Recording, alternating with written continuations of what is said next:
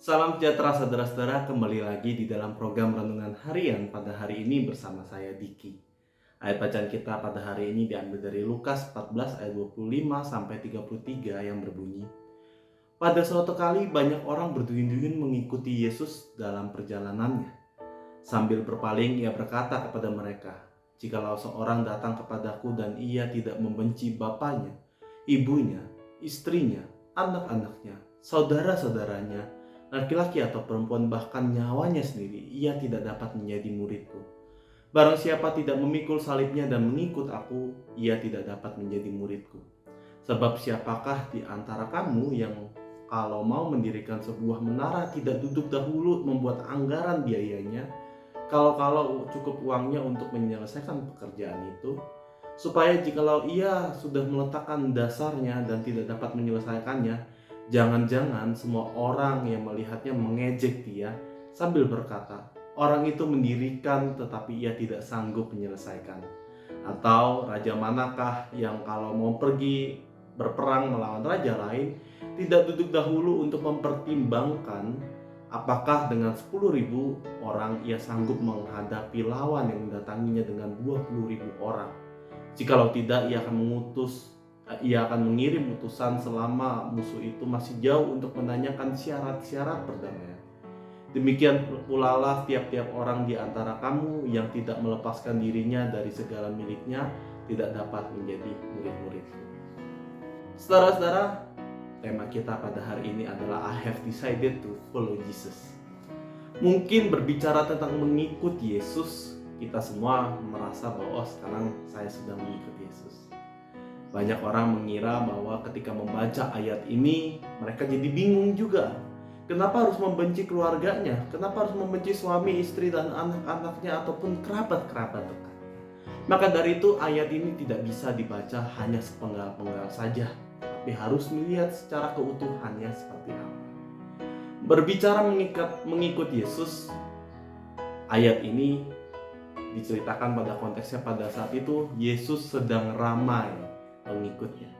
Banyak orang-orang berbondong-bondong ikut mengikuti Yesus dan ajaran-ajaran yang dilakukannya. Tetapi Yesus melihat bahwa sebagian besar dari orang pada saat ini hanya mengikuti tren.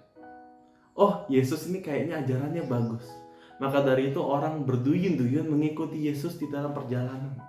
Mereka tidak tahu apa resiko yang akan dihadapi kalau mengikuti Yesus.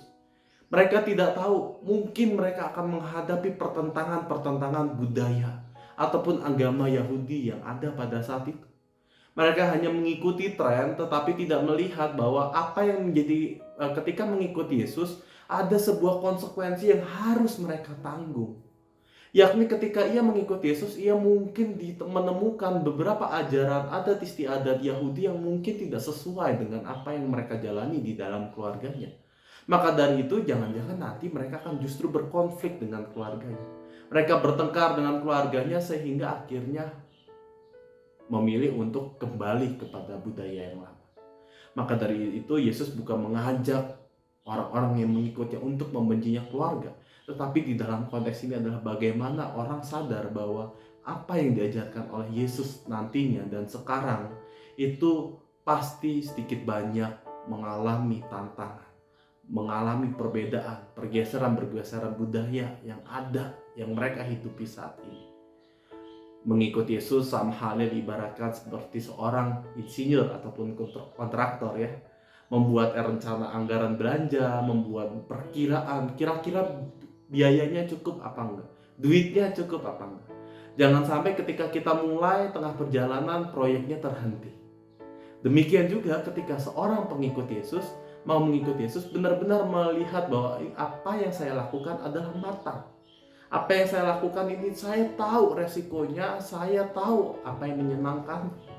Menyenangkannya bukan berarti hanya sebagai berkat anugerah materi saja, tetapi bagaimana kita melihat apa yang benar, apa yang tepat ketika mau mengikuti Yesus. Maka dari itu ketika kita menyanyikan lagu anak-anak I have decided to follow Jesus, kita memang menyanyikannya dengan gembira, tetapi sadarlah bahwa ada tantangan, ada tanggung jawab yang harus dimiliki seorang pengikut Yesus pada pada saat itu. Dan menjadi pengikut Yesus tentu tidak mudah. Maka dari itu pertanyaannya, apakah kita benar-benar siap mengikut Yesus saat ini? Apakah kita benar-benar melihat, mampu untuk menghidupi apa yang Yesus ajarkan di dalam kehidupan kita sehari-hari, di dalam setiap tindakan kita, ucapan kita? Kiranya renungan ini mengingatkan kita untuk terus mengingat komitmen kita bahwa saya telah memutuskan mengikut Yesus. Amin.